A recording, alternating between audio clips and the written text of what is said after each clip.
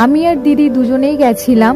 দিদি সংসারের জন্য কয়েকটা জিনিস নিয়েছে, যেমন মশলা টশলা এগুলো নিয়েছে। তো এখন দিদি ওটস নিল, এই ওটসগুলো, এই 3টে প্যাকেট। আর দিদি যে ব্যাগ ট্রলিটা এনেছিল চাকাটা ভাঙা ছিল, তাই আর কি আমি হাসাহাসি করছিলাম।